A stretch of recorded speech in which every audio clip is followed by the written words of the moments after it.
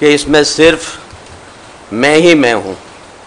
एक तरफ जनता है, कांग्रेस पार्टी है, एक तरफ सिर्फ मैं ही मैं हूँ, क्योंकि मैं, मेरा और मेरा अहंकार।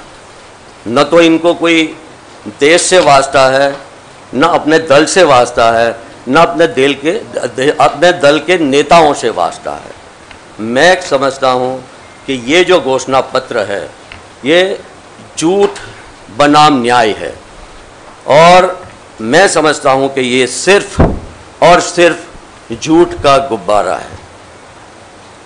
कहते हैं कि मैं समझता हूँ कि ये जो मैनिफेस्टो जारी किया, इससे तो अच्छा था कि ये माफ़ीनामा जाहिर करते, क्योंकि 5 साल में कुछ भी नहीं हुआ है।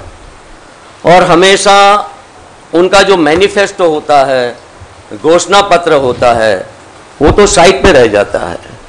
सिर्फ इनकी जो दुकान चलती है गिमिक्स और हथकंडों पे चलती है। कभी चाय वाला, कभी चौकीदार, कभी कामदार, कभी फकीर और कभी कहीं और। तो जो ये घोषणा पत्र वो जो वादा करते हैं कभी निभाते नहीं। और मैं समझता हूं कि ये जिस तरह से बातें की गई है इसमें, अब ये चलने वाला नहीं है। देश की जनता अच्छे तरीके से इनको पहचान चुकी है। असल में तो 5 साल के बाद हिसाब देना चाहिए था उनको कि इन्होंने क्या क्या किया। आज बेरोजगारी है, रोजगारी के वादों का क्या हुआ? किसानों को जो वादे किए थे उनका क्या हुआ? व्यापारियों को जो वादे किए थे उनका क्या किया? और फिर से वही बात, किसानों को हम 1 लाख का कर्जा देंगे, उस पर सूद वसूल नहीं करेंगे, लेकिन जो प्रिंसिपल है वो टाइमली उनको भरना पड़ेगा। रोजगारी के लिए कोई ठोस कदम तो इसमें है नहीं। एक्सपोर्ट की बात करते हैं, लेकिन वो किस तरह से एक्सपोर्ट करेंगे, क्योंकि मैन्युफैक्चरिंग यूनिट का तो कुछ ठिकाना है नहीं। डिटेल में जो मेरे साथी है उस पर बात करेंगे, लेकिन मैं आज यही कहना चाहूँगा कि अब बहुत हो गया। जनता अच्छी तरह से आपको जान चुकी है, और जैसे हमने वादा किया है कि अब होगा न्याय, और ऐसे झूठ का गुब्बारा चलने वाला नहीं है। कुछ लोगों को कुछ समय के लिए तो आप गुमराह कर सकते हैं, कुछ लोगों को हमेशा के लिए गुमराह कर सकते हैं, लेकिन सब लोगों को हमेशा के लिए आप गुमराह नहीं कर सकते। देश की जनता अब अच्छी तरह से आपको पहचान चुकी है। आप कहीं अलग अलग रूप में देश के सामने आते हैं, जैसे मैंने कहा, कभी चाय वाला, कभी चौकीदार, कभी फकीर, कभी कुछ, कभी झोले वाला। ठीक है, मैं डिटेल में जाना नहीं चाहता, कोई पर्सनल कमेंट करना नहीं चाहता, लेकिन अभी ये आपके हथकंडे गिमिक्स चलने वाले नहीं है। और जैसे कांग्रेस ने अपने मैनिफेस्टो में कहा है, अब होगा न्याय, और न्याय होके ही रहेगा। Thank you.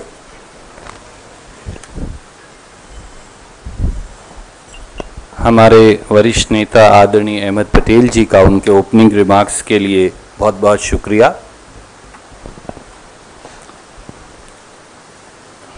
साथियों, मोदी जी का मूल मंत्र है झांसे में फांसो। मोदी सरकार का सफरनामा जो आज हमने देखा वो जुमलों से झांसों तक है। 125 करोड़ देशवासी मोदी जी के 125 झूठे वादों का जवाब मांग रहे हैं, और आज जहां उसकी प्रतिलिपि हम आपको देंगे 125 वादे और उनकी झूठ की, उसका अनावरण भी हम इस पत्रकार वार्ता के आखिर में श्री अहमद पटेल जी से करवाएंगे। जैसा मैंने कहा, मोदी जी का मूल मंत्र है झांसों में फांसो। जब साल 2014 के घोषणा पत्र के 125 सवाल खड़े हों, तो आज के झांसा पत्र, ये संकल्प पत्र नहीं है, आज के झांसा पत्र पर भरोसा कैसे करें? फिर एक बार उन्होंने किया झांसा पत्र तैयार, फिर एक बार उन्होंने किया झांसा पत्र तैयार। देश की जनता खारिज करेगी इस बार, और झोला उठाकर हो जाओ जाने को तैयार। मोदी सरकार ने देश के विश्वास में विष घोल दिया है। देश को आज सरकार पर भरोसा करना भारी पड़ रहा है। इस बात की पुष्टि हम नहीं, स्वयं 2014 के घोषणा पत्र भाजपा की कमेटी के प्रमुख श्री मुरली मनोहर जोशी ने की। जब उनसे पूछा कि मोदी सरकार के 5 साल के बाद कितने नंबर देंगे, तो उन्होंने कहा, एंड आई कोट, कॉपी में कुछ लिखा हो तो नंबर दूं, अनकोट। काम के नाम पर मोदी नाम के विद्यार्थी की कॉपी कोरी पड़ी है। जब कोई अपना काम नहीं करता तो फिर बहानेबाजी करता है। बस यही हुआ 5 साल, अपनी नाकामी का इल्जाम दूसरों पर मढ़ देना और रोज नए बहाने गढ़ देना। दोस्तों, अब जानिए मोदी जी की झूठी घोषणाओं का, जो इस बार भी लिखी हैं। हमने उनमें से 11 बड़ी झूठी घोषणाएं निकाली हैं, उनका सच। सबसे पहले तो मैं ये कहूंगा कि झांसों का गुब्बारा, और जैसा आदरणीय अहमद पटेल जी ने कहा, बनाम न्याय का सहारा। आज ना अमित शाह जी ने, ना राजनाथ सिंह जी ने, ना जेटली जी ने, ना सुषमा जी ने, ना नरेंद्र मोदी जी ने कुछ शब्दों का नाम ही नहीं लिया। पहला, नौकरी और रोजगार, यह बिल्कुल घोषणा पत्र के भाषणों में चर्चा से गायब था। दूसरा, नोटबंदी, जिसको मोदी जी कहते थे कि बहुत बड़ा कार्य उन्होंने किया, आज नोटबंदी की चर्चा नहीं हुई। तीसरा, जीएसटी, व्यापारी और दुकानदार पर जो वार किया गया है, आज उस जटिल जीएसटी की कोई चर्चा, एक शब्द उसका बोला नहीं गया। चौथा, काला धन, जिस पर आप 2014 में सत्ता में आए थे, आज उसकी चर्चा भी नहीं हुई। और आप कांग्रेस परिवार के सदस्य हैं, क्योंकि कांग्रेस बीट के साथ ही यहां बैठे हैं। आपने तो राहुल गांधी जी से लगभग 1.5 दर्जन सवाल किए, परंतु मैं, मुझे और मेरा के अहंकार से चूर, सत्ता के नशे में और स्वयं के दर्शन में अभिभूत एक अहंकारी शहंशाह ने एक प्रश्न भी पत्रकारों से पूछने की इजाजत ना नहीं दी, और ना ही किसी को हिम्मत पड़ी। यह था उनका पूरा कार्यक्रम। पर बहुत संक्षिप्त में मैं कहूंगा, वो 11 बड़ी बातें क्या हैं। 2014 में वादा किया था 2 करोड़ रोजगार का, यानी 5 साल में 10 करोड़। उल्टा 4 करोड़ 70 लाख नौकरियां चली गई। ये मैं नहीं कह रहा, ये भारत सरकार का नेशनल सैंपल सर्वे ऑर्गेनाइजेशन कह रहा है।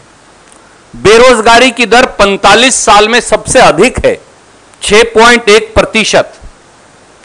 15 से 30 साल के नौजवानों, युवक और युवतियों में यह 18 से 30% तक है। पर प्रधानमंत्री और भाजपा उसके बारे में एक शब्द नहीं कह रहे। वादा था किसान को लागत पर 50% मुनाफा देने का। आज फिर किसान की आय डबल करने का वादा कर डाला, परंतु कृषि की मौजूदा विकास दर 2.9% है। क्या मोदी जी जानते हैं कि इस दर से 28 साल और लगेंगे किसान की आय दुगनी होने में? किसान फसल की कीमत के लिए आज भी दर दर की ठोकरें खा रहा है, और मोदी जी जुमलों की खेती कर रहे हैं। तीसरा वादा था 80 लाख करोड़ काला धन 100 दिन में वापस लाने का और हर देशवासी के खाते में 15 लाख जमा कराने का। 15 लाख आना तो दूर, नोटबंदी ने देश की जनता की जेब में और बैंक में जो पैसा जमा था वो भी लूट लिया। दूसरी ओर ललित मोदी, नीरव मोदी, मेहुल चौकसी, विजय माल्या और लगभग 27 ऐसे भगोड़े देश के बैंकों का 1 लाख करोड़ लूटकर मोदी जी की नाक के नीचे भाग गए। चौथा, वादा था देश को इकोनॉमिक पावर बनाने का, पर वास्तविकता में देश को कर्ज में डबो दिया। 2014 में देश पर कर्ज था और मैं आदरणीय पटेल साहब को दिखाया तो वो भी एक बार चौंक गए। 2014 में देश पर कर्ज था 54,90,000 करोड़। 5 साल के बाद देश पर कर्ज है 82 लाख करोड़। 5 साल में मोदी सरकार ने कर्ज लिया 27,12,940 करोड़। 5 साल में मोदी जी हर रोज 1,486 करोड़ कर्ज लेते हैं। हर महीने मोदी जी 45,000 करोड़ कर्ज लेते हैं। यह है मोदी जी का कर्ज में डुबोने वाला अर्थशास्त्र। वादा था दलितों, आदिवासियों और पिछड़ों को सामाजिक न्याय दिलाने का, पर किया उसके उल्ट। दलितों के आरक्षण पर किया हमला, एसटी सब प्लान को कर दिया खत्म और सरकार के संसाधनों से उन्हें वंचित कर दिया। आज देश में हर 12 मिनट में एक दलित पर अत्याचार होता है और हर 24 घंटे में एक दलित महिला से अनाचार। और ये मैं नहीं कह रहा, ये नेशनल क्राइम्स रिकॉर्ड ब्यूरो की रिपोर्ट कहती है। वादा था बेटी बचाने व बेटी पढ़ाने का, पर वास्तविकता में यह भाजपा से बेटी बचाओ बन गया। 2011 की जनगणना के अनुसार 15 लाख से कम 632 लाख बेटियां हैं। अगर बेटी बचाओ का बजट देखें तो 5 पैसा प्रति बेटी को मिलता है। इससे क्रूर जुमला क्या हो सकता है? 5 पैसे में आप बेटी बचाएंगे? उसके विपरीत भाजपा बेटियों को पर आक्रमण करने वाले लोगों को देती है संरक्षण। कठुआ की दरिंदगी, उन्नाव बलात्कार कांड, नलिया का सेक्स रैकेट, मुजफ्फरपुर व प्रतापगढ़ का बालिका गृह कांड ने देश की आत्मा को शर्मसार किया है। इसलिए अब नारा है भाजपा से बेटी बचाओ। वादा था सस्ते पेट्रोल डीजल का, पर जब सत्ता में आए तो पेट्रोल डीजल पर एक्साइज लगाकर 12 लाख करोड़ रुपए जनता की जेब से लूट लिया। वादा था 100 स्मार्ट सिटी बनाने का, पर एक भी नहीं बन पाई। आरटीआई ने बताया कि 5 साल में स्मार्ट सिटी पर केवल 7% पैसा खर्च हो पाया। इसलिए इस बार स्मार्ट सिटी की, स्किल इंडिया की चर्चा ही नहीं हुई।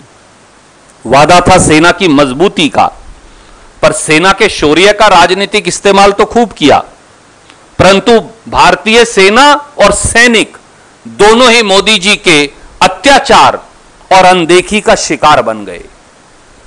संसदीय समिति ने बताया कि सेना के में रक्षा बजट 57 सालों में अब सबसे कम है। देश की संसदीय समिति ने बताया कि 68% सेना के अधिकार विंटेज किस्म के हैं। एक तरफ सेना की वर्दी और राशन के बजट में कटौती कर डाली, तो दूसरी तरफ 1 रैंक 1 पेंशन को 1 रैंक 5 पेंशन बना डाला। और जब सैनिकों ने अधिकार मांगा तो 14 अगस्त को उनकी पिटाई कर उन्हें जेल में डाल दिया। वादा था $1 को 40 रुपए के बराबर लाने का, और डॉक्टर मनमोहन सिंह का वो उपहास किया करते थे। परंतु 5 साल बाद हिंदुस्तान का रुपया एशिया की सबसे कमजोर करेंसी है। आज $1 लगभग 70 रुपए के बराबर है। वादा था मां गंगा की सफाई का, पर 5 साल में नमामि गंगे में 80% पैसा खर्च